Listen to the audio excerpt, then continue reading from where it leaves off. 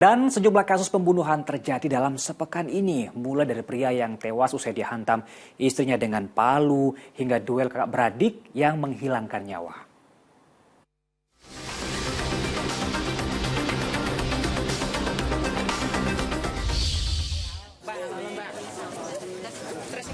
Jika biasanya pembunuhan dalam lingkup keluarga menjadikan wanita sebagai korban, berbeda halnya dengan peristiwa tragis di Ngawi, Jawa Timur berikut ini.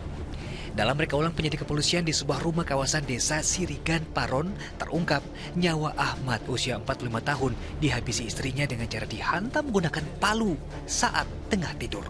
Motif diakui wanita 30 tahun itu karena kesal lantaran rumah tangganya terlilit banyak utang. Pembunuhan terjadi tanggal 18 Februari lalu itu sempat ditutupi pelaku dengan dalih korban tewas lantaran terpeleset di kamar mandi. Namun, warga temukan kejanggalan sebab saat memandikan jenazah terdapat sejumlah lebam dan luka di tubuh pria yang sehari-hari bekerja sebagai tukang servis alat elektronik itu. Polisi pun lakukan ekshumasi hingga dapat menyingkap tapir kejanggalannya. Di Nusa Tenggara Barat, karena dipicu salah paham, kakak beradik di Lombok Barat terlibat perkelahian berujung maut. Sang kakak yang menderita luka tusukan senjata tajam tewas dalam perjalanan menuju rumah sakit. Duel maut bermula ketika korban tersinggung karena pelaku meludah saat korban sedang makan siang. Kalah jadi abu, menang jadi arang. Sang adik juga menderita luka di bagian punggung dan harus jalani perawatan.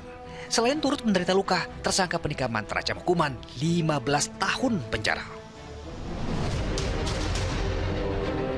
Pendaratan darurat helikopter di lahan tebing hutan Tamiai, Kabupaten Kerinci Jambi, jadi peristiwa yang turut menyorot perhatian publik pekan ini.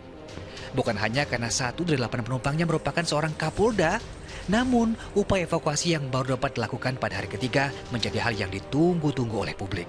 Evakuasi berlangsung alot. Regu penyelamat bahkan tak bisa mendaratkan helikopternya lantaran tak adanya kontur datar, hingga pengangkatan korban terpaksa dilakukan secara vertikal.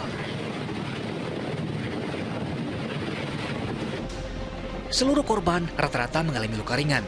Namun Kapolda Jambi Irjen Pol Rusdi Hartono mengalami patah tangan kanan.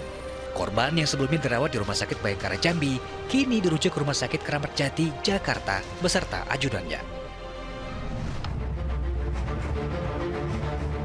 Sementara di Sulawesi Selatan, buntut dari kasus tersangka pengedar narkoba yang mengaku dibekingi anggota Polres Tahana Toraja berujung pada pengamanan dan pemeriksaan seorang oknum polisi berpangkat brigadir.